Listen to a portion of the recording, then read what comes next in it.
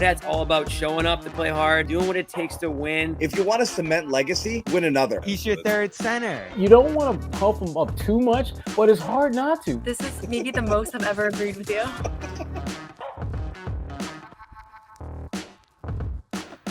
Hey, Boy Manning here. Welcome to All-Star Weekend. Finally getting a second to podcast here with Noa Dalzell. And we've done a lot of stuff so far. I still don't really have a good grasp on what we actually heard and saw. We've just been all over the place. But it's been an interesting weekend. Obviously my second, your first. It's just so chaotic. But we caught up with Jaylen Brown over in Oakland. We heard from all the players this morning at the media day. We're here at Chase Center where they're going to do the three-pointer and dunk contest and all that stuff.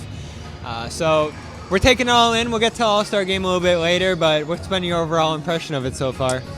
I think as someone who's never been to an All-Star weekend, I didn't expect it to be this hectic, even though you did tell me it is.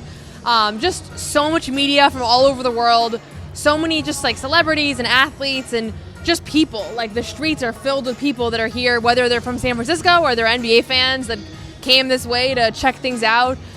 Most of the events were kind of split between San Francisco downtown at Chase Center and then Oakland's Oracle Arena where the Warriors used to play. And you can kind of tell the two places have very distinct vibes, and they're very far apart also. It's like an hour drive. So we've been kind of shuffling back and forth, but you can almost feel like you're in two different worlds between the two arenas. And you know, there was a practice media availability earlier today, and that place was packed and like very alive.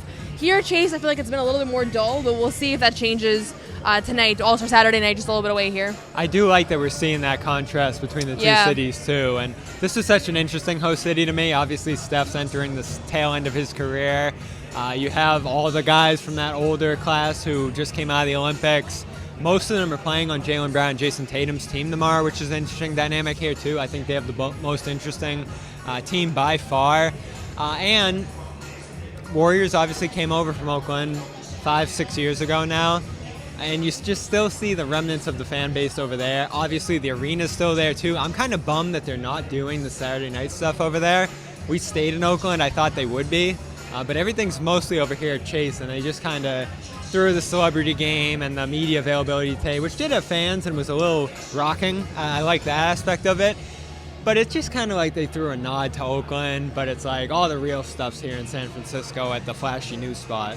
Which is interesting because I actually felt like the practice availabilities today. So basically the way that it works is each of the three teams had a 30-minute chunk of time where they were basically just going through like a fake practice on the floor, kind of shooting around, playing with kids.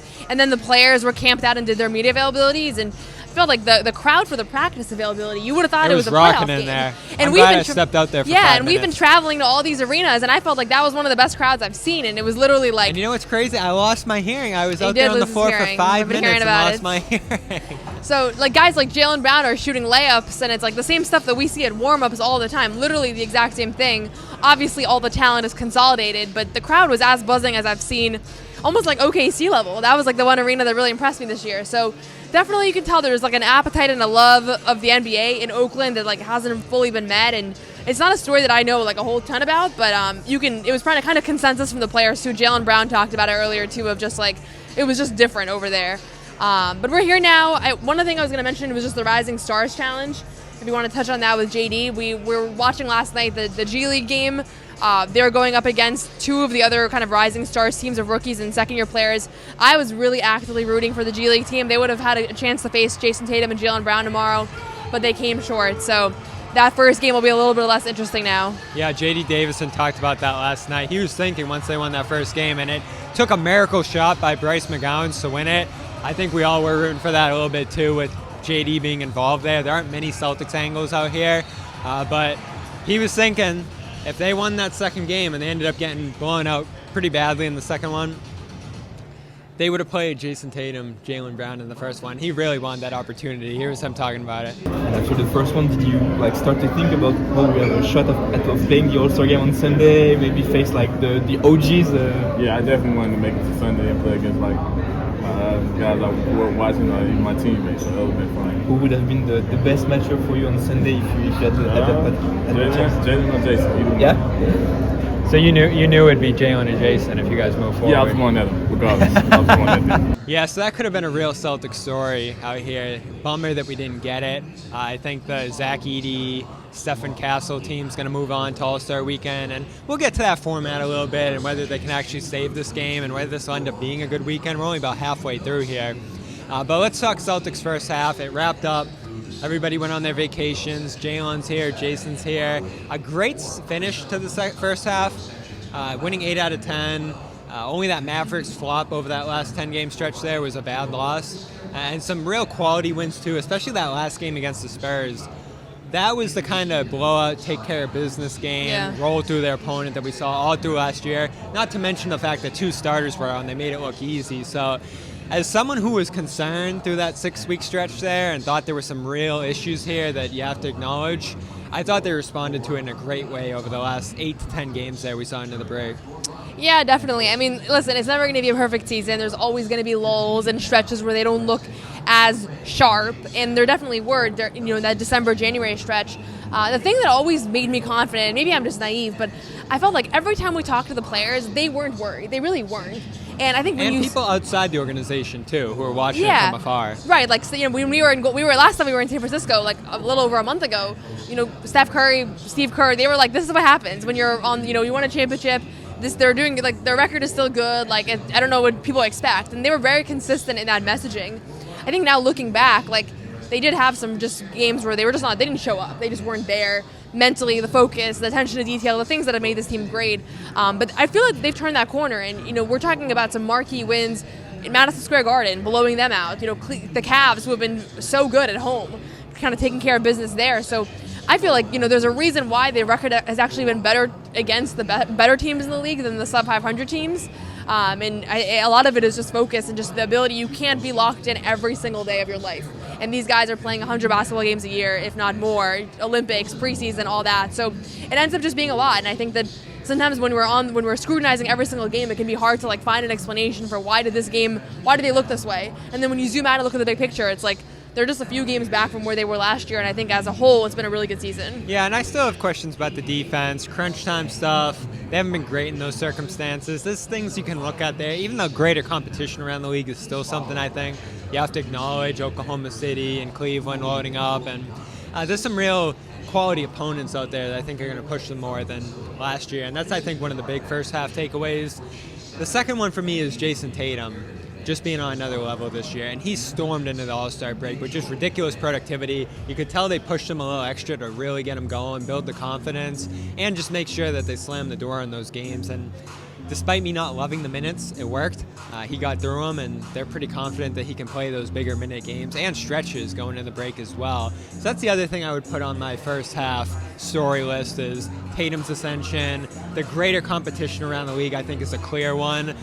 What's on your list from the first half, looking back on it? I think that's a great point. I mean, if you look on the list of Celtics net ratings, best ratings on the road, there are 3 teams this year that are up there. Yeah, there are 3 teams this year that are up there in the all-time great regular season teams, and it's Oklahoma City, Cleveland, and Boston. And last year, road productivity. Those 3 teams are all in the top 10 for best road net differential. Wow. So if we think about it, it's like if it was just the Celtics this year, we'd be saying back-to-back years of them just being absolutely dominant. There's 2 teams this year outside of Boston that are having historic regular seasons, and that's why there's a real question about who's going to win the championship. To me, there's 3 really clear contenders. At this point, I'd be pretty shocked if somebody else were to defeat all 3 of those teams. And we've seen this before in moments in NBA history. There was a year where the Spurs were historically good and nobody really even noticed because the Warriors broke their record, So it's sometimes when there's so many teams that are kind of reaching their peak at the same time, it's hard to take note of the fact that we're kind of in this golden era moment in NBA history where there's a bunch of teams that are really up there. And I think we're in one of those moments right now. And early on, it was oh my God, the Cavs are running away with the Eastern Conference standings. And as we zoom away, I'm I think there are 2 teams in the East that are very historically dominant. The flip side of that is the home record. They've been strangely awful at home this year. And again, it picked up going into the break, but 10 losses out of 26 to start the year at home. That was a strange one. What else is on your list from the first half? Big stories, big takeaways. Yeah, I think one big thing for me is just, 2 guys that we were a little bit concerned about, Sam Hauser and Derek White. We're not concerned, but 2 guys that we noticed. Holiday, too, you can look them in there. But those 2 guys I feel like have turned a corner. Sam Hauser back up, shooting above 40% from 3. a guy who has been as consistent as a shooter as they come. He started the year dealing with lower back injuries, dealing with various things, and now whether he's 100% healthy, I don't think that he is. He still has like the lower back, whatever Ice. it is, belt, ice, heat. I never know which one it is, but he's shooting. He's shooting well. He's moving better, and he's just really important in what they do. And Derek White, his swag is back. He has that extra pep in his step where it's like he's pulling up for threes that are like whoa, and they're going in. So those two guys are huge to what Boston does. For a while there, they weren't themselves, and as such, I think the Celtics weren't themselves either. Jalen, a big story too. For good and bad, I think he's continued to carry the vocal presence into this year. I think he's continued to try to embrace a leadership role, and all that's important. But more sporadic results from him, as well as an injury going into the break that forced him to miss a couple games. Feels like bumps and bruises bothered him throughout that first half. So we'll see how fresh he looks, how much he plays tomorrow. But that's another thing on my radar this year. And I finally got to ask him the captain question today. Jalen addressed whether he's Celtics captain, and I actually think we got a pretty good answer from him here at the media day today. I think it's just one of the longest tenure Celtics. I've been here for the longest, so even though we don't necessarily have it written down, it's kind of like the team moves to like the things that me and Jason do.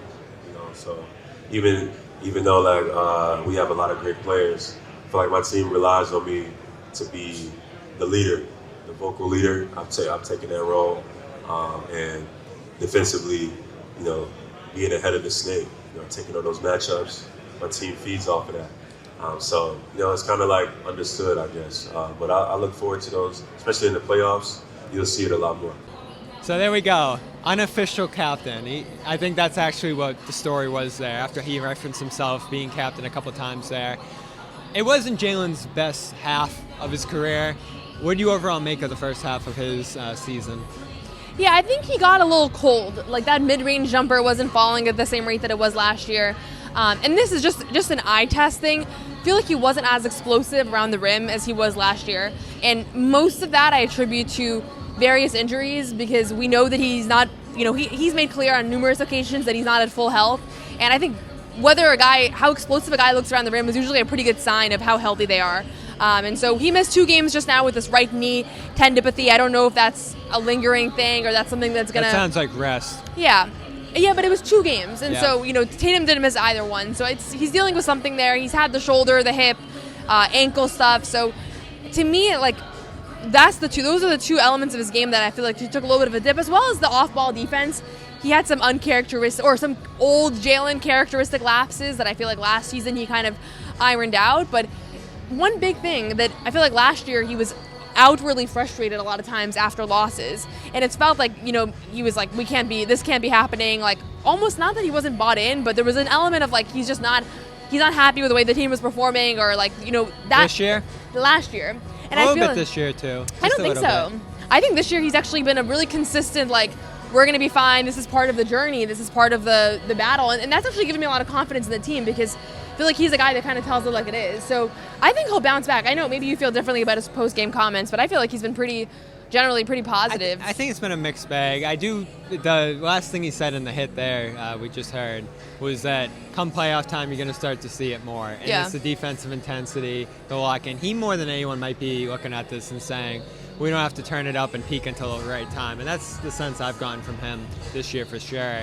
I'll throw the last one your way, because I know you want to talk about it. You're asking a lot of questions about it the other day, and I want to talk about it too. Luke Kornet. 6th big story of the Celtics first half is Luke Kornet. I think Luke's just we can laugh at this, but Luke's he was out of this world in the first half. He's just a good NBA player, and I think a lot of teams right now that are trying to find a backup big or even a starting big and just can't find somebody that's productive and reliable, or would love to have Luke Kornet on their team. And he's almost a luxury of goods for Boston, because obviously you have Al Horford, Kristaps Porzingis, who was really, really good since he came back from injury, and has just been really solid. But Luke's he's helped them win a lot of games. And one of my favorite answers of the year when it comes to media availabilities that we've had, Al Horford was asked, what game was it that Al was asked from Abby? Was it New York? Miami. Al was asked about whether the Celtics are kind of regaining their identity. NBC Sports Boston, Abby Chin asked Al that, and he said Luke Kornet has helped us get closer to that identity. He wasn't prodded, he wasn't asked. We all the time will ask about certain guys, and it's like, okay, now they're going to give that guy their flowers because we led them in that direction. This was not one of those times. I've never seen an answer He brought like it up completely, all together. And I asked Joe Mazzulla about that, and Joe said, like, yeah, I would agree with that. Luke has been playing so well, defending the rim, offensively, playing with joy, kind of bringing this level of like happiness around the game. So I think Luke's been one of the biggest reasons for their success this season. And I know some people are going to laugh at that, but he really has been. So let's get into the All-Star experience here. First, we're going to hear from our sponsors. Big reason we're able to cover events like the All-Star Game, sponsors like Prize Picks. Prize Picks, the best place to get real money sports action. They've got over 10 million members and billions of dollars in award winnings. Prize Picks has made daily fantasy sports accessible to all. It's simple. You just pick more or less and at least 2 players for a shot to win up 1,000 times your cash. Run your game all season long on Prize Picks. All-Star Weekend is almost here, and Prize Picks is the best place to win cash while watching your favorite players during the game and the Saturday night events like the 3-point contest. Prize Picks also offers weekly promotions. I love this one, Taco Tuesday. I just like to say it, Taco Tuesday. It could lead to big payouts, like Taco Tuesday. Each Tuesday, Prize Picks discounts select player projections up to 25% to provide even more value for your lineups. Download the app today and use code CLNS to get $50 instantly after you play your first $5 lineup. Again, download that app today. Use code CLNS to get $50 instantly after you play your first $5 lineup. Prize Picks. Run your game. So related to the Celtics conversation we just had, I come out here, I was doing it a year ago too, figuring out like, all right, what can we ask these guys Celtics related? Tatum MVP was a big thing last year. Doesn't feel like as much of a thing this year. Are the Celtics going to get it done? That sort of thing. A lot of those questions are put to bed by the championship last year. And the big sense from players around the league, people who cover the league, people who've just been around is that this is just how it goes after you win a championship. So for me, coming into today's media day, I'm trying to think of Celtics angles, and I couldn't really think of any, but a couple of things stood out to me from the media day thing here. When you're talking about like the best of the best of the best players, like toughest to guard, who's the face of the league into the future, all that kind of stuff, Tatum doesn't come up much, which is a little surprising to me coming off the championship. And when you do ask guys about the Celtics, there's not a lot of like allure around them, and there's not a lot of like paying respects and this and that. They haven't gotten to that point that the Warriors have where you're saying, all right, that was that team that defined this era. And it's understandable because they've only won one championship. But I would have thought there would be a little more admiration for that group and what they did last year around the league at this point. It's almost like guys didn't want to talk about them. Well, I think first of all, one of the things I've learned in this job is that opponents don't love gushing about the guys they play for the most part, especially like entire teams. I feel like that's just not in most people's instinct. Like you asked Jalen Williams today, and it's like I don't think that he doesn't think the Celtics are great or if it was any slight, but he didn't want to give flowers in that moment. He wanted to like relish the All-Star thing, and I think that's just a part of the nature of things. Same way that Joe Mazzulla will never talk. He never wants to be asked about how great is Wemby, or it's like it's almost like a tactical disadvantage. And obviously from a media standpoint, it's like it'd be nice to get the nice softball quote about like. But Curry will get it. LeBron will get it. Yeah, and I think the all-time legends that are on their way out that aren't seen as the competition right now today. Like, I think Curry and LeBron are not seen as what stands between OKC and a title. The Celtics do. That's my interpretation of it. And so, in a certain way, it's really easy to give flowers to guys that are 36, 37, 38. How old is LeBron? 40? Yep. Like, it's easy to do that because you're talking about all-time legends that have already passed their prime. And I think most people don't view them right now as very formidable opponents. We'll see, because obviously both of those teams just made big trades, and maybe they're going to turn the corner and all of a sudden be really in the mix for a championship. But that's my take on it, is if you had asked the Thunder about the Cavs or about other kind of top-tier teams, they're not going to want to give those flowers. And I do think there's an element of, as far as Tatum goes, I was listening to the Roommates podcast that Jalen Brunson and Josh Hart have, and they were talking about who are the untouchables in the league, and it took a while for Tatum's name to even come up as far as trade rumors. I do think there's a certain understanding that the Celtics' success is not about Tatum, it's not about Brown, it's not about Joe, it's about the fact that they have everything you need for a championship. And like I hear more people saying it was a super team than saying Tatum's the best player or Brown was the best player or whatever else. I think it ends up being like people almost diminish the individual accomplishments when they talk about it. Cade came the closest, asked him the toughest team to play against. He said the Clay Warriors 2019 after he came back, or maybe in the 2020 that year, because he was starting his career around that time. Said it wasn't the best version of the Warriors, but it was still pretty shocking to play against that group at that point. And the Celtics finally came up in the second half of his answer, saying that they're a really good team too. They're one of the toughest he's gone against, which is funny because Detroit's actually played Boston pretty well over the last handful of years here. So that was the stuff that stood out to me. You were around at different interviews too. Did any answers or just themes or just the event as a whole, what stood out to you from the media day today? Yeah, I would say there was an energy from the first-time All-Stars that just filled with gratitude. Who's that? Jalen Williams. Hero. He was pinching himself, really just so happy to be there.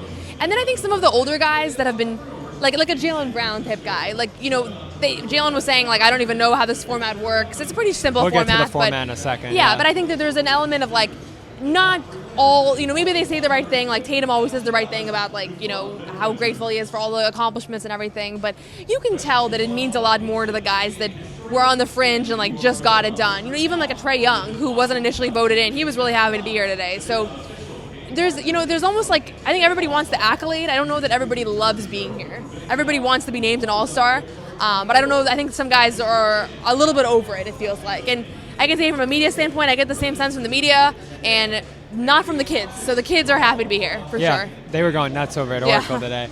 So the format, they're trying everything at this point, and it's almost getting ridiculous. The fact that they're merging Rising Stars and the All-Star doesn't make much sense to me, but it might work. And maybe the G League coming out of that would have been the best version of it, certainly from a story perspective, and they almost did it. But instead it's going to be Edie, Stephen Castle. It's a class of rookies and sophomores and such. They're not underdogs. Yeah, they're not underdogs, but they're also not stars yet. And there's not a lot of hype around their names. We were here last night. There was no one in the crowd. No one really cared about the tournament at all, except for Noah, who was, waving I wanted the G League team waving the J.D. Davison flag. I don't know if this is going to work, especially because they were talking at the Rising Stars pregame about, there's going to be fouls, there's going to be a lot of defense, it's going to be intense, and there wasn't. It was all-star vibes, guys running to the rim, guys giving up shots back and forth. I think in the G League's first game, they gave up 8 of 11 shooting to start that game. And that's exactly what I'm imagining we're going to be watching out here, despite the report that they're going to have a meeting with Silver, and they're all going to talk about trying really hard in this thing. I am very skeptical that we're actually going to see that. Yeah. I like the idea, though. It's creative. Yeah. I think the OG team that's facing Dalton, connecting those guys, they're going to want to advance. I don't think those guys want to be embarrassed, especially if Steph is playing in front of his home crowd. Guys like LeBron, this is, they've done so many of these. There's a certain legacy to it as well. So they're going to want to advance. I think they'll win. I mean, you never know, but I think that group is going to win and move forward. And then I don't know if that impacts the next game, right? Now you're going to have the global team, whatever that team is, right, with the Karl Anthony Towns and Jokic and all those guys, and say you have them versus the OGs. Hey, now you have a normal All-Star game that's just missing some of the stars. Is that game going to be a lot more competitive? I don't know. Are they going to be as long as those Rising Stars game? I don't know what's going on either, to quote Jalen, in terms of what they're playing to. We didn't know coming into the Rising Stars game. Nobody knew. Yeah, JD didn't know. And then they played the 25, and the game was over in 10 minutes. And maybe that's what they want. Maybe they just want it to be fast. Bang, bang, bang, in and out, get these guys onto their vacation. So we'll see what it actually looks like tomorrow, but it just doesn't feel like the game, the dunk contest, any of this stuff has the allure that it once did. And I guess part of it is that we're getting older and we're not as into that stuff as the kids are. Maybe the kids still are into that stuff as much as they ever were when we were kids and everyone else before them.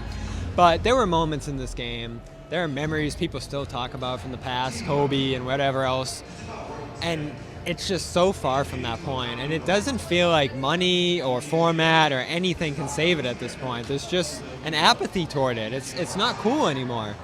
Yeah, I think this is always my take, and I know I'm not the most representative casual basketball fan, but I feel like the more gimmicky you make things, the more you change the rules all the time, the more you reinvent the wheel, the more loses like the legacy side. It loses like the tradition of East versus West, and we've been doing this for so many years. And over these past few years, they keep changing the format, whether it's the draft, whether it's East versus West, or whatever else it is. Interestingly enough, though, when they went to the draft was kind of fun, especially when they televised it. And then we got that Brown Tatum moment, which was probably one of the better All-Star moments of the last 5-10 years. So some of it works, but not much. Yeah, but my point is that the fact that it's constantly changing means that we're not really building upon the legacy of the previous years. Like, if it was always the Rising Stars thing, and there was a history of guys using this game, the G League game, to make an NBA career, and now you're going from, like, if we had a whole background of that, of like the G League guys know going in that somebody 5 years ago actually broke through in this moment, then you start to feel like the aura, the allure around All-Star Weekend. I think right now it feels like this thing that they're kind of workshopping all the time. And in the midst of that workshop is empty arenas and not a whole lot of excitement and people complaining about the new things that are happening. Whether or not they're good ideas, I think there's a lot of complaining. And so it's going to come down to the fact that everybody is going to love seeing LeBron and Steph and KD and all those guys tomorrow. This place is going to be excited to see them. But I don't think we're going to get any better basketball than we've gotten in the past. And I don't know how you fix it, honestly. I really don't. What are you most looking forward to the rest of the weekend? Well, I'm a big fan of the three-point contest because I think that's the one event that guys give 100% to. Nobody wants to go out there and embarrass themselves. And they have a pretty good cast, mostly all-star players, some of the best three-point shooters in the league. So looking forward to checking that out. That was always my favorite event growing up. And I think the game tomorrow will be cool. I mean, there's an element, like maybe that first game between the OGs and the Rising Stars, like it's possible that will be a higher competition. So a little bit of intrigue there, if nothing else. What about you? I'm going Wembanyama. I feel like we didn't get the full Wembanyama effect in Boston on Wednesday, so I'm glad in short order we're getting round 2 here. Is he going to do some crazy stuff? I feel like he had the most draw from the crowd last year in Indianapolis. Everyone wanted to see him in the Rising Stars contest. Well, now he's an all-star, and he's going to be out there with these guys. And there were a lot of questions about face of the league earlier, to go back to the media day thing. I didn't hear Wemby's name, and isn't it almost certainly his name that's going to be the face of the year league in 5 years? I heard his name a couple times. Okay. Anthony Edwards actually said, someone asked Anthony Edwards about being the new face of the NBA, and he was like, no, I'm good. Like, that's going to be Wemby. I heard Cooper Flagg say he's not even here yet. Really? Who said that? Mitchell threw his name in there, a bunch among others. Ant's name flying around as well. That is a good question, though. Who do you think will be the face of the league in 5 years? I don't love that question, shocker, but I feel like you have to, like, who are the faces now? LeBron and Steph? Yes, and it has been for a while. Yeah. I think you're going to need to, it's not going to come down to who are the best players. It's going to come down to who's regularly in the finals. Like, LeBron and Steph, they're charismatic, they're great basketball players, but really I think the reason they got solidified as the faces is because every June you knew you could count on them playing. And right now, every year we have a new team in the finals. So how can you have that level of, like, he's the face of the NBA, Giannis is the face, Jokic is the face, because they're one and done. They go to the finals and then we never see them again. So I don't think Tatum has like all the characteristics and qualities of being the face of the NBA, but if the Celtics make the finals for each of the next 4 years, like that's this era. Like I don't care about the marketing or the popularity or the jersey sales. It's literally like, and they have good jersey sales and everything, but to me it's who's playing in June and can you develop some continuity there. So I don't think it's going to be Wemby anytime soon because I don't see that he's going to be in the finals, but when you start to see like multiple-time champions, that's when your legacy is really being made. Yeah, and we'll talk a little bit more about the Celtics second half after the All-Star weekend's done here, but that is something that interests me going into the second half is their level of urgency because they have a great opportunity here, and that's why I was so frustrated through some of their struggles and lackadaisical play into January because this could be the last year for this group together, depending on money and how things go next summer. They're still, at their best, a level above everybody, and you want to see them get there more often. You want to see them really take this opportunity seriously. And there's been a lot of, I don't know if it's complacency or just a lack of urgency through the regular season so far that makes you concerned against a better field this year that they could slip up or have an issue. And we're still kind of debating, like, are they just dealing with injuries and worse performances and worse shooting, or are they not as urgent as they need to be? Is there not as much care as they need to be there? But that thing you're talking about there where there's not that sense yet that Tatum's the face of the league, there's not that sense that this is a dynasty or a super team or one of the all-time memorable teams, they have a chance to get there. And like 2 in a row might be all it takes. Maybe it's a 3-year run where they're in the finals every year. I don't know what it's going to take, but it's going to take more than one clearly based on how people talk about them right now. and they have a great chance to do it. I just want to see them capitalize on it. And I think the reality is that, I think you can count the Tatum and Brown era as a success with one championship. You have But they're not going to be included among the great You can teams. be counted as a success. You made the finals twice. You made the Eastern Conference Finals a million times. Like, you can't, as a basketball fan, as a Celtics fan, you have to be happy with that as a whole, no matter what happens next. That being said, because of the way this era has been where nobody's repeating, nobody's done it. And at the end of the day, there's going to be that 21 Bucks team, and they're just a standalone. They were a one-year thing. You're going to talk about the Nuggets. Who knows if they're ever going to be back at that stage? So, to separate yourself from that group, whether that's Jokic or Giannis or just the entire teams, you do have to win multiple. So I see a world where Tatum and Brown make the finals this year and next year, and then I don't really care who people say the face of the NBA is. The face of the NBA is Tatum and Brown for being there and for being in those big moments. And, that's the moments that people remember, not the regular season, right? What's your second half story you're watching for with them? I'm curious how Drew Holiday is going to respond here, because he was so huge in that title run last year.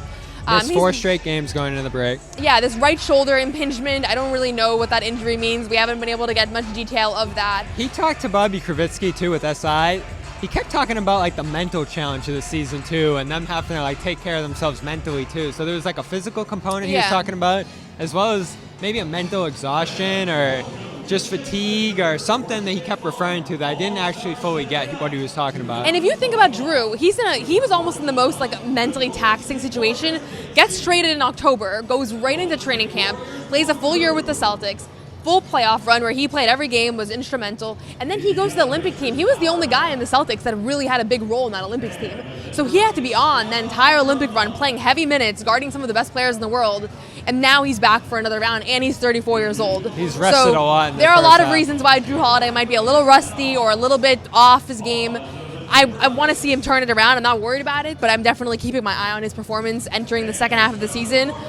Because especially when guys are older, you never know, is this the year they're going to start slowing down? I don't think so. But it's different than someone like Jalen, where I'm there's no reason that all of a sudden now at 27 he lost his touch, So that's the one maybe more negative or more cautious thing that I'm looking at. But just seeing if they can keep the momentum from All-Star break on, just picking up where they left off here. Yeah, for sure. And we'll check in one more time from here in the Bay, in San Francisco, as well as Oakland. Noa Dalzell got coverage for SB Nation, as well as myself, Bobby Manning for CLNS Media.